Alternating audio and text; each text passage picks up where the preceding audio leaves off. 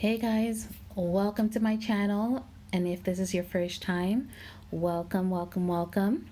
Today I'll be giving you plant care tips while I repot my fairly new Heartleaf Philodendron, which is its scientific term is Philodendron Cordatum. I purchased it about a month ago from Home Depot, and I let it sit for a little while for the soil to dry out, and it was watered on the date that I purchased it. But I personally like to let the plant acclimate to my home before I do anything drastic to it, like repotting it. But please join me in doing so and learn a little something. Now, of course, before you purchase any plant from any of these stores, it's a good idea to take a look at its root system. Now, if you look at this one here, it's very tubular and it's root bound. It's not seriously root bound, but it's root bound and it should be repotted. You can actually see the roots coming up the top, where it looks like it's reaching for the sun, really coming out the pot from the top. But it's time to have it repotted for sure.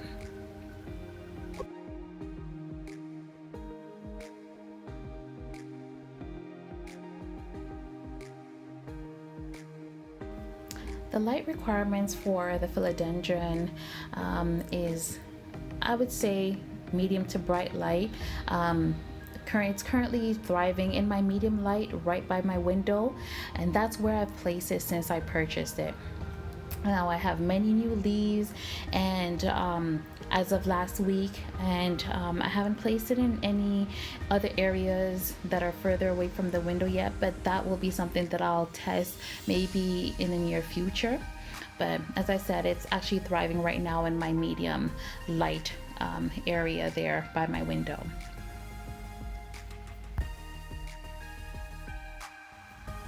So here I'm just showing you my soil mixture and how I mix it. Generally when I'm repotting, I like to add a little bit of orchid bark to my premium potting soil.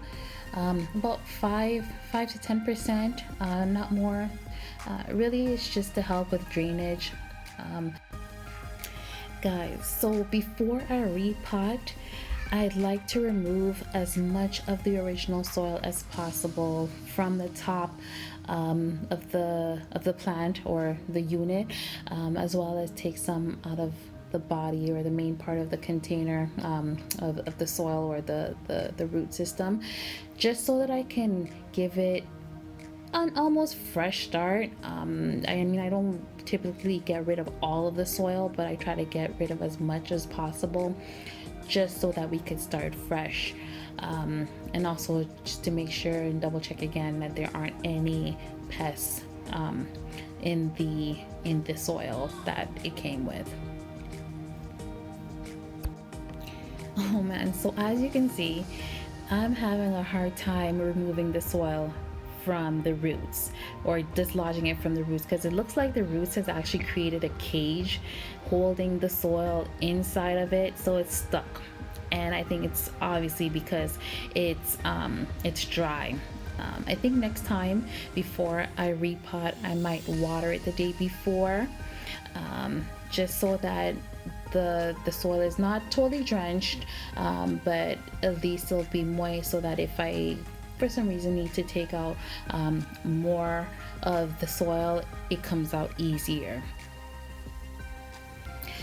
So when you're finally ready to put the plant into the pot, what I usually do is put at least a layer, about a 1 to 2 inch layer of soil at the bottom, not more than 2 inches, but basically it allows for the roots to grow.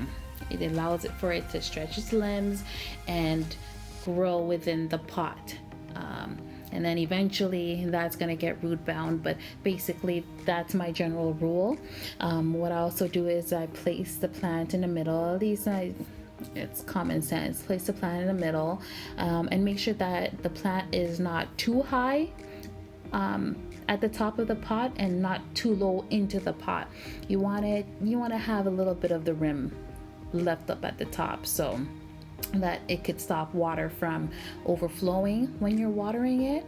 And that's just basically the general rule that I use.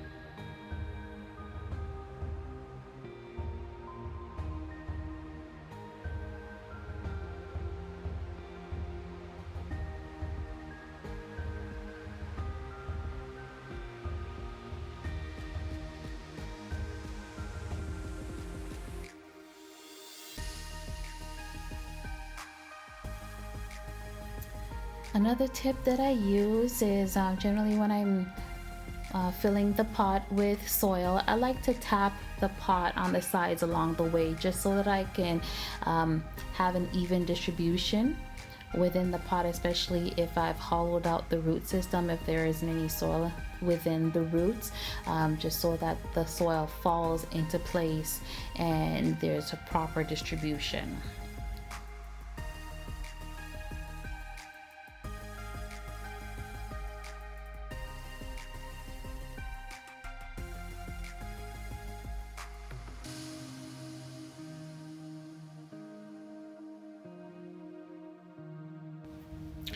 Once you've added the soil that's required, as I mentioned earlier, make sure you leave a rim at the top so that the soil isn't overflowing, and make sure that you don't have too little soil in the pot as well. As I said, make sure that the plant is not sitting too high or too low.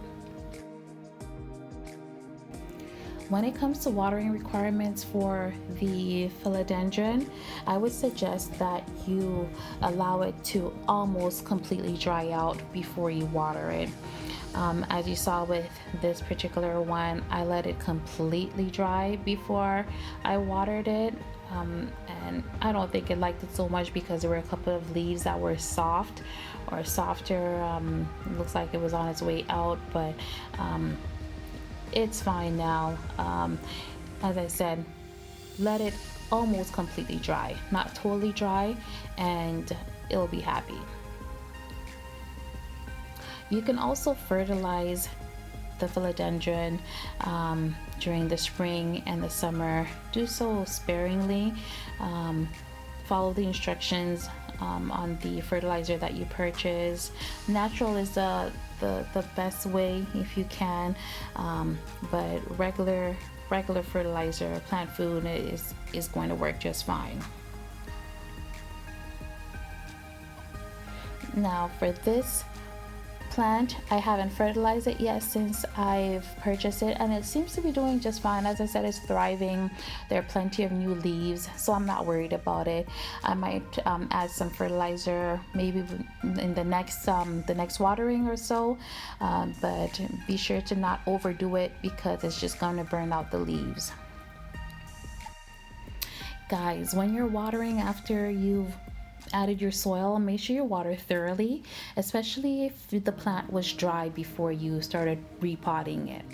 You want to tap on the sides to shift and further distribute the soil in the pot and around the roots. So that's just going to help set everything.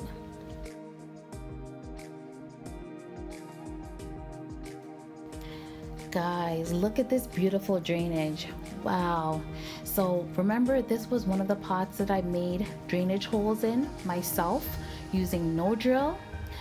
Check that out in my first video, the video before this, my YouTube debut. But here you go. This is the proof that drainage holes work. It's actually pretty satisfying for me to see the water drain. I find that when I'm watering and I'm not seeing any water coming out, it bothers me. So I tend to add a little bit more water, and when it drains out like this, it shows me that I'm doing something right with the drainage hole. So that helps to make sure and ensure that my plant roots don't rot. Alright guys, so here you have it. My philodendrons fully repotted, looking beautiful, looking great. And as a post repot update, it's looking beautiful today still. It's actually growing, there are new leaves, and I'm actually excited to see what this is going to become, how beautiful and big, and how long vines, you know, we're going to be able to get out of this one. So don't forget to like, share, subscribe, and turn on the notification bell so that you don't miss any of my videos. Thank you guys for watching today. Have a good one.